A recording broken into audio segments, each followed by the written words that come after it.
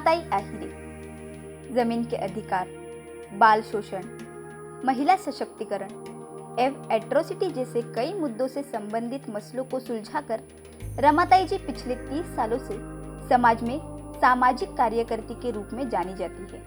रमाताई जी बचपन से ही आम्बेडकरवादी विचारों में पली बड़ी हैं और इस विचारधारा की प्रेरणा उन्हें अपने पिताजी से मिली है।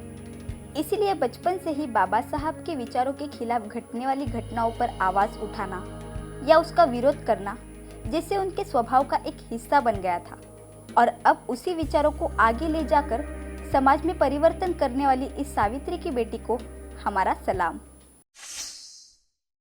आवाज़ इंडिया टीवी में आप सभी का बहुत बहुत स्वागत।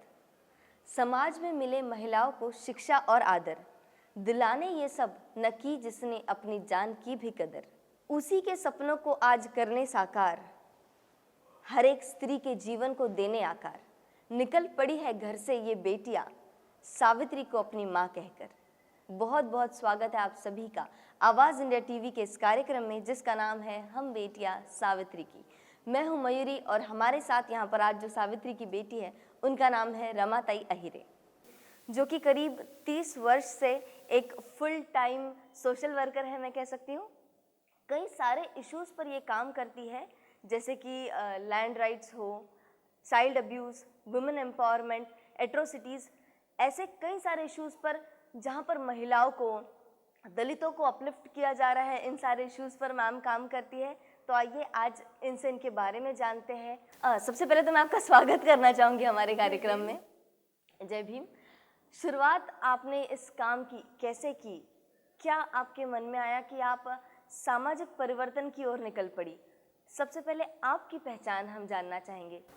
हमारा बचपन तो अच्छा था, क्योंकि मेरे जो पिताजी थे वो खुद स्कूल में टीचर थे और जब भी बाबा साहब की चळवळ शुरू हो गई तभी मेरा जन्म नहीं हुआ था, लेकिन उसके बाद में घर में वही माहौल था कि ये जातीयता ये सब ख़त्म होनी चाहिए। हमारे पिताजी उसी बारे में बहुत ये थे। एक लड़की होने के नाते मैं घर में जो मुझे ये मिलती थी, छूट मिलती थी मेरे पिताजी से, माँ से नहीं मिलती थी, क्योंकि हम 2 बहनें थे, एक माँ की लाडली एक पिता की लाडली, ऐसा था। क्योंकि मैं पहले से ही ये सब समानता समता ये सब मैं जानती थी कि मेरा भाई जा रहा है खेलने के लिए, मुझे क्यों नहीं जाने दे रहा है। और घर में लेकिन जितनी भी स्त्रियाँ थी मेरे विरोध में थी। और बचपन से ही देखा होगा कि मेरी खुद दूसरी छोटी जो बच्चियां हैं नहीं, उसमें मेरी पिताजी की मदर जो थी वो मेरे जैसी थी, मेरे विचारों की थी और बहुत ब्रिलियंट थी। तो ये सब घर में थे और खेलने के लिए तो मैं कहाँ भी ये जाती थी। मेरे पिताजी टीचर थे, इसके लिए हम हमारे खुद के गांव में नहीं रहते थे। 20 साल तो मेरे पिताजी मेरे मामा का जो गांव है मेरे, यानी मेरे माँ का जो मायका है, वहाँ ही टीचर थे, वहाँ ही मेरा जन्म हुआ।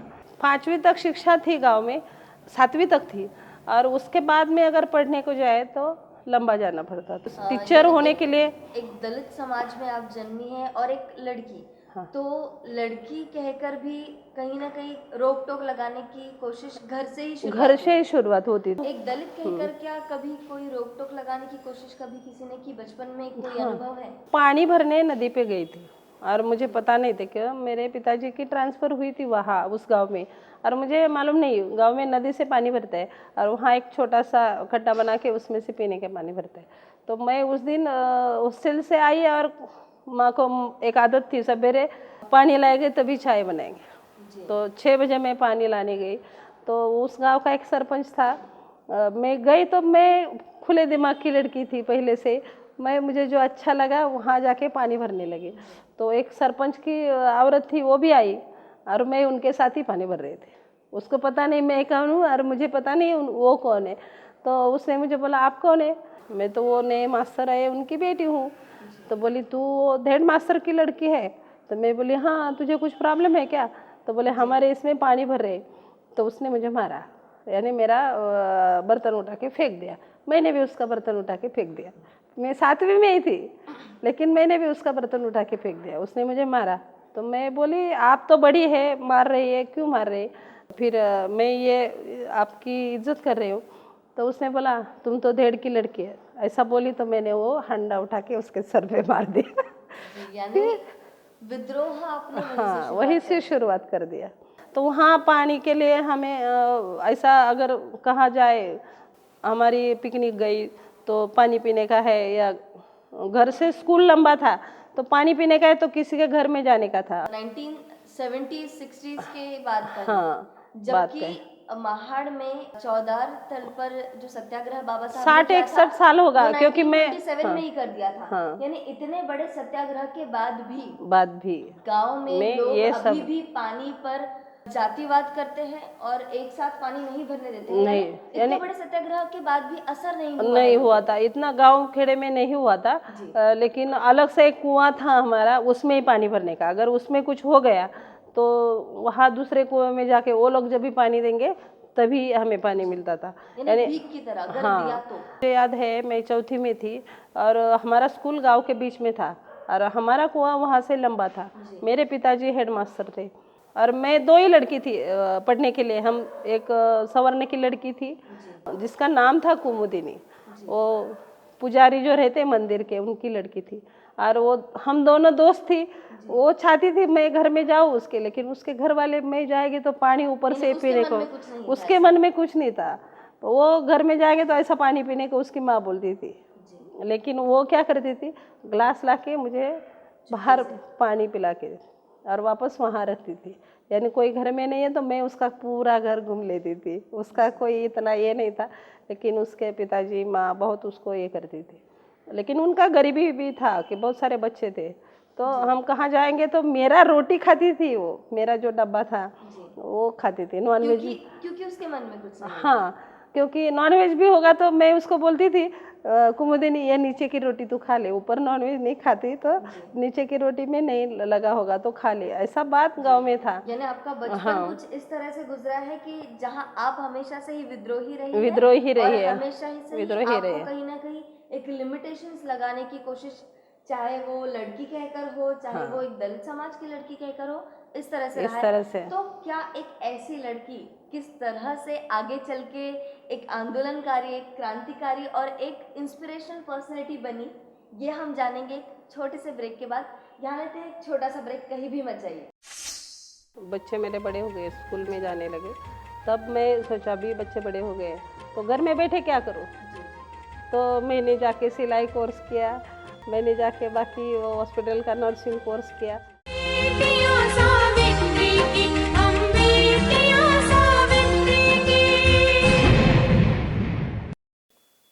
ब्रेक के बाद फिर एक बार स्वागत है आप सभी का। आप देख रहे हैं कार्यक्रम हम बेटियां सावित्री की। मैं हूं मयूरी और आज जो हमारी सावित्री की बेटी है रमाताई अहिरे, आइए उनसे बातचीत की शुरुआत फिर एक बार करते हैं। जैसे कि बचपन आपने बताया कि किस तरह से गया, काफ़ी कुछ आपने अनुभव किया, स्वयं अनुभव किया, और खुद के अनुभव के बाद बदलना खुद का और समाज का एक कहीं ना कहीं एक निश्चय हो जाता है। तो क्या आपने वो निश्चय कर लिया था कि ऐसा मेरे साथ हुआ है तो किसी और के साथ नहीं होना चाहिए? हाँ, इसमें एक बात बताती हूँ कि मैं हमेशा सभी से, मेरी बुआ थी, मेरी दादी थी, मेरी नानी थी, इनकी मैं लाडली थी जी। लेकिन माँ को वो नहीं भाता था। मेरी माँ जो थी वो थोड़ी अलग से विचार करती थी कि ये सास है मेरी और ये मेरी लड़की उसका ही सुनती है, पुराने विचारों हाँ, पुराने विचारों से। लेकिन मेरी दादी जी थी, वो मेरी तो माँ आपकी को, प्रेरणा स्थान क्या आपकी मेरी दादी है और मेरे पिताजी है। पिताजी है, तो उन्हीं को देखकर आपने सोचा कि उनके जैसा बनना है? हाँ, लेकिन दादी है तो वो भी मेरी माँ को तकलीफ देती थी, लेकिन मैं एक सास थी उनके हाँ, अंदर, एक कहीं ना सास थी उनके अंदर। इतना भी उनके विचारों में ज़्यादा ये नहीं थी, लेकिन सास तो थी। तो वो बदलाव आपके जरिए आया? मेरा वैवाहिक जीवन जो है वो इतना अच्छा नहीं रहा, फिर मैंने छोड़ दिया वो सब। मेरे 3 बच्चे हो गए। हाँ, वैवाहिक जीवन से ज्यादा मुझे लगता है कि हाँ, सामाजिक जीवन में, क्योंकि मैं बैठेगी तो भी हर औरत की तरह वो बातें नहीं करेगी। मैं कुछ किताब लेके पढ़ेगी, कुछ अलग से करेगी, कुछ खाने के रेसिपी बनाएगी। हाँ, मैं पहले से पढ़ने का शौक। लिखती भी है? हाँ, लेख ली थी, आर्टिकल्स ली थी कभी कभी। अभी तो नहीं लिख पा रही हूँ क्योंकि टाइम नहीं मिल रहा है, लेकिन फिर भी लिखती है कभी कभी। और जब मेरा खुद का शादी का जो जितना जीवन है वो अच्छा नहीं रहा, तभी मुझे दिल में महसूस होता था कि मैं ये महिलाओं के लिए कुछ करना चाहिए या बेटी के लिए कुछ करना चाहिए, क्योंकि लड़कियों को क्यों नहीं सुविधा दी जाती, क्यों नहीं संधि दिया जाता है। अगर पढ़ने के लिए उसको क्यों नहीं संधि, उसको क्यों नहीं बाहर भेज देता है। जैसे मेरे पिताजी ने हमें हॉस्टल में रखा तो माँ को प्रॉब्लम थी, से और लड़कियों को नहीं हो, अगर पढ़ना चाहे तो वो बाहर देश में जाए तो भी उनको जाना चाहिए। हाँ, महिलाओं के लिए, क्योंकि मेरे ऊपर जो बीता है। संस्था के जरिए आपने नहीं, मैं खुद से गई। मैं पहले से ही मेरे दादी और मेरे पिताजी मेरे ये थे, तो इसके लिए। और फिर बाबा साहब, अकेली शुरुआत करते अकेली बाबा साहब, फिर बाबा साहब का जितना कार्य है, मेरे पिताजी वो सब घर में बोलते हैं या बाहर बोलते हैं, भाषण देते तो मैं सुनती थी। बौद्ध धर्म का जितना भी है वो भी मेरे पिताजी करते थे, यानी अंधश्रद्धा हमारे घर में पहले से नहीं थी। पहले से नहीं था। बाकी सब मानते थे लेकिन मैं और पिताजी नहीं मानते थे। तो ये सब बातें, हाँ ये सब बातें आगे जाके भी आ गई कि मुझे लड़का हुआ पहला, और उसको हार्ट में प्रॉब्लम था, और मेरे सास और ये सब बोल रहे थे कि उसको ज्योतिष को दिखाए या कुछ वो देखने वाले होते हैं उनको दिखाए, और मैं बोल रही कि नहीं दिखाना है। तो वहाँ से स्ट्रगल मेरा चालू हो गया, ज़्यादा चालू हो गया कि मेरा बेटा श्वास नहीं ले पा रहा है, और ये लोग क्या, ये भगत के पास जाओ, वो भगत के पास जाओ, वो भगत के पास जाओ। फिर मैंने हस्बैंड को बोला, अगर आप नहीं लेके जा रहे तो मैं खुद जाएगी हॉस्पिटल पे। मैं बम्बई में कहीं अकेली नहीं जाती थी। बहुत झगड़ा हुआ घर में कि ये सुनती नहीं किसी का, ऐसा नहीं करती, वैसा नहीं करती। और मेरा बेटा जब ऐसा ये हो जाता था, पलटी मारता था तो श्वास उसका रुक जाता था। हाँ, तो फिर मैं बहुत स्ट्रगल किया। मैं बोली मैं हॉस्पिटल में लेके जाए, चाहे कोई नहीं आए, मैं किसी को भी साथ लेके हॉस्टल में, फिर मैं साइन में एडमिट किया उसको। फिर उसका हाँ, आपके निजी जिंदगी में भी कई सारी दिक्कतें हाँ, आती बहुत गई, सारी काफी दिक्कतें struggle आई। है। कई सारे संस्थाओं से आप जुड़ी है, राजर्षि शाहू महाराज ट्रस्ट की आप संचालक है, उसी के साथ national movement for Dalit justice, इसके लिए भी आप काम करती है। तो इसमें आप कब गई, जो 30 साल का आपका ये जो कार्य है, उनके बारे में हमें कुछ जब बताइए। मेरा मुंबई में एक 10 साल हो गया, बच्चे मेरे बड़े हो गए, स्कूल में जाने लगे, तब मैं सोचा भी बच्चे बड़े हो गए तो घर में बैठे क्या करूं। जी जी। तो मैंने जाके सिलाई कोर्स किया, मैंने जाके बाकी हॉस्पिटल का नर्सिंग कोर्स किया, लेकिन फिर भी ये नहीं हो रहा था। फिर मेरा टाइम जो है वो दोपहर का, मुझे खाली बैठने का यही आदत ही नहीं। तो बम्बई में वर्ली में एक मुंबई शहर शिक्षण समिति थी, तो उनका एक औरतों को पढ़ाने का काम था। क्या 10 रुपये एक वर्ग का मिलता था, लेकिन मैंने सोचा अगर ये सारी औरतें पढ़ने लगेगी तो मुझे बड़ा अच्छा मिलेगा। तो मैं 3 वर्ग चलाती थी मुंबई शहर शिक्षण समिति के, दोपहर में 1 से 3 बजे तक, 3 से 4 बजे तक। हाँ, वो 3 वर्ग में चलाती थी और अपनी तरफ से सिखाती थी मैं। मतलब आपके पिताजी की तरह आपकी हाँ, शुरुआत जो हुई वो औरतों को सिखाने से। तो मैं तभी कोई उनके पास कुछ बुक्स थे, लेकिन मैं खुद अपना ये लिखती थी कि भाजी लाना है, 10 रुपये लिया तो उसका हिसाब कैसा लिखे, साइन कैसा करे, अपना नाम का साइन कैसा करे डेली लाइफ में, क्योंकि वो इतना ये नहीं है हाथ पकड़ के उनको बताना है कैसा लिखना है। कम से कम, हाँ, कम से कम अपना ही नाम लिखो, जैसा मेरा नाम रमाताई है, इतना नहीं आएगा तो रमा लिखो, ये ऐसा सॉल्यूशन निकाल के। तो 150 औरतों को मैंने पढ़ाया था और बहुत अच्छे तरह से उन्होंने पढ़ लिया। आज भी वो औरतें, अभी मेरे से बड़ी थी तभी, आज बहुत सारे औरतें जो है, मैं जाएगी तो देखो हमारी मास्टर ने आ गई। शुरुआत यहाँ से हुई। हाँ। और उसके बाद में बड़े बड़े इश्यूज में आपने काम किया, जैसे एनडीएमजे में काम किया। हाँ। उसके बारे में हमें कुछ बताइए। एनडीएमजे के पहले मैं और दूसरी एक संस्था में काम कर रही थी, डॉक्टर अंबेडकर क्षेत्रीय विकास संशोधन संस्था है, जो कि मुंबई और पूरा भारत में, इंडिया में वो संस्था काम करती लैंड राइट पे। तो वो, हाँ, लैंड राइट पे जिन्होंने संस्था स्थापित किया वो ललित बाबर करके है।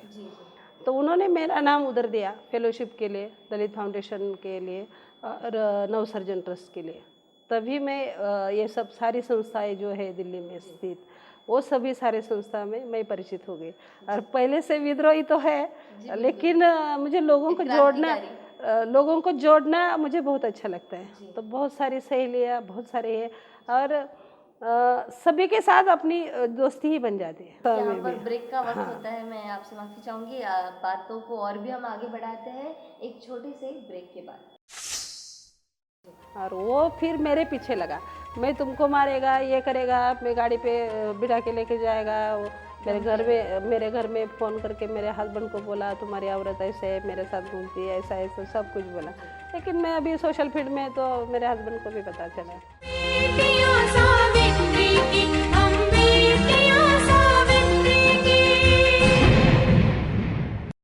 ब्रेक के बाद फिर एक बार स्वागत है आप सभी का। आप देख रहे हैं कार्यक्रम हम बेटियां सावित्री। रमाताई, जैसे कि आपने काफी सारा विद्रोह बचपन से शुरुआत की थी। हाँ जी। और महिलाओं को सशक्त करने के लिए उन्हें शिक्षा दी। हाँ जी। फिर आपने लैंड राइट्स पे काम किया। उसके बाद आज आप राजर्षि शाहू महाराज ट्रस्ट चलाती है और काफ़ी सारी काउंसलिंग करती है।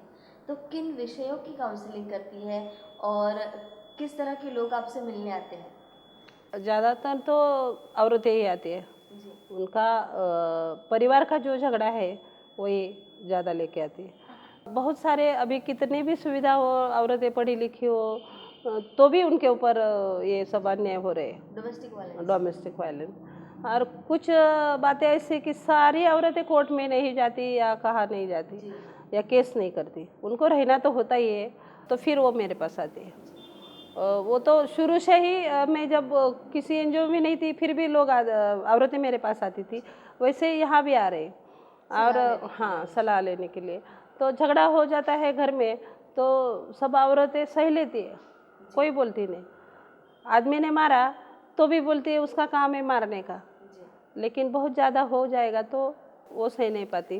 फिर इसके लिए से मिली होगी जो खुद ही समझ के रखती है कि ठीक है उनका काम ही है मारना और हमारा काम मार खाना। हाँ, एक मैं उसका एक अनुभव बताना चाहती हूँ।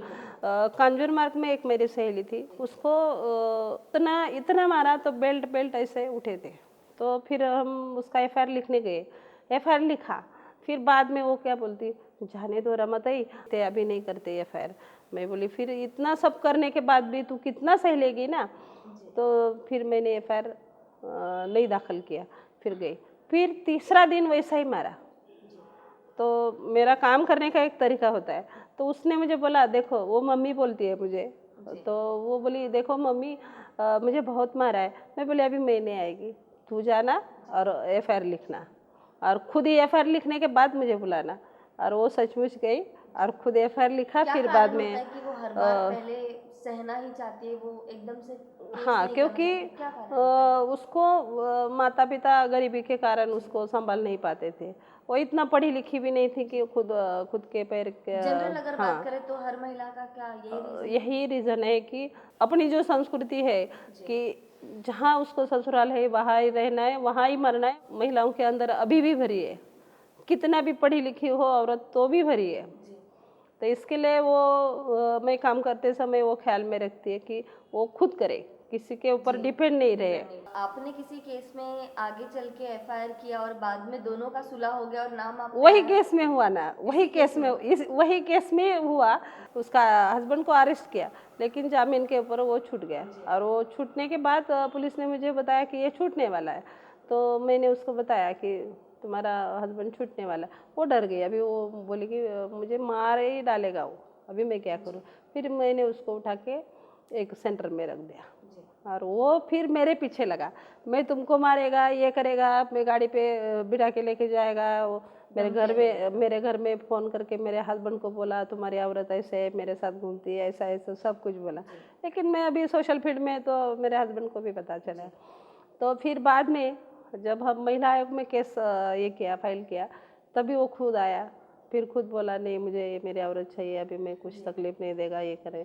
तो सब लिख के ले फिर मैं फॉलोअप करती रही 2 साल तक उसका, कि वो क्या करता है क्या नहीं करता है। तो ऐसे जो महिलाएं जो डरती है, तो एक कारण ये भी होगा कि वो खुद अपने पैरों पर खड़ी नहीं होती। हाँ, और एक उदाहरण मैं बताना चाहती हूँ मेरे इसमें, कि एक फैमिली में था, उनकी खाली माँ थी और 4 बहनें थी।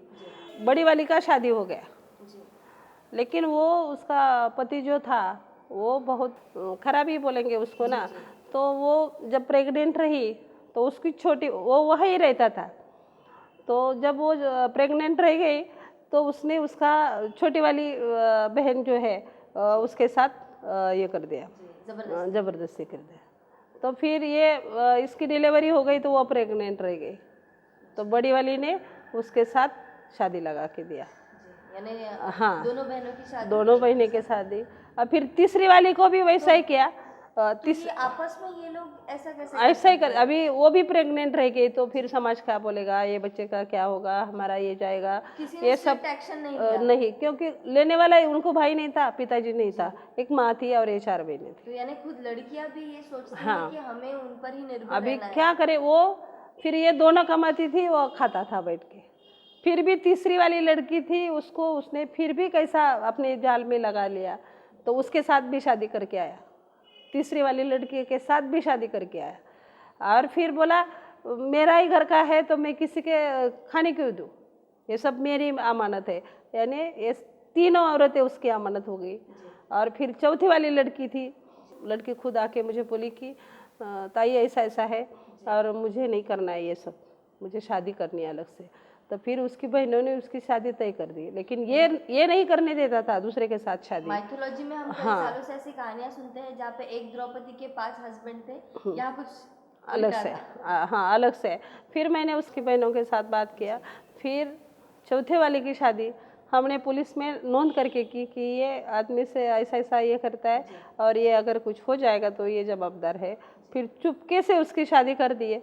चाहिए सबसे उनको। ज़्यादा इम्पोर्टेंट क्या है इस सब चीज़ों से अगर बाहर निकलना है तो एक महिला को अपने पैर पर खड़े होने के लिए सबसे पहला स्टेप क्या लेना चाहिए? कि वो अपनी आर्थिक क्षमता बढ़ाए, जी उसके साथ उसकी मानसिक क्षमता भी चाहिए जी। कि ये सब इतना सब सहती है तो ये भी सहना चाहिए कि लोग क्या बोलेंगे, लोग क्या बोलेंगे उससे पहले हमें क्या करना है वो उसने सोचना चाहिए।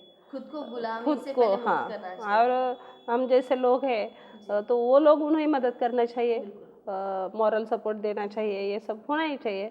और आप जैसे लोग भी और तैयार होने चाहिए, उनमें होने से ही। चाहिए, होने चाहिए। घर घर में नहीं हो रहे तो गली में तो एक दूसरी होनी चाहिए कि अगर किसी औरत मुसीबत में है तो उसे समझे, उसको सपोर्ट करे। रमाताई, वक्त तो ऐसा है कि हमारी चर्चा और भी आगे चल सकती है, लेकिन नज़ाकत को देखना पड़ेगा ही, देखना ही पड़ेगा। वक्त की। तो यहाँ से जाने का वक्त तो होता है, लेकिन मैं चाहूंगी कि जाने से पहले हमारे जो सभी दर्शक हैं उनको आपको एक संदेश देते हुए फिर हम विदा लेंगे। मैं सभी को एक संदेश देना चाहती हूँ, लड़की होना कोई गलत बात नहीं, लड़की सभी को होनी चाहिए, क्योंकि लड़की बहुत कुछ कर सकती है। और हमने उनको एक मानवीय जीवन देना चाहिए, क्योंकि वो भी एक मानव है, खाली वो महिला नहीं, वो भी मानवीय जीवन, उसको देवी नहीं बनाए, उसके ऊपर अत्याचार नहीं करे, उसको जन्म में नहीं मारे। ये मेरी सबसे विनती है। बहुत बहुत धन्यवाद। और बहुत ही सही कहा है कि मानवीय, ये जो शब्द आपने यहाँ पर इस्तेमाल किया, मैं इसके बारे में कहना चाहूँगी कि हमने ही शुरुआत नहीं करना चाहिए कि ये स्त्री है या पुरुष, लड़का है या लड़की, बच्चा है या बच्ची।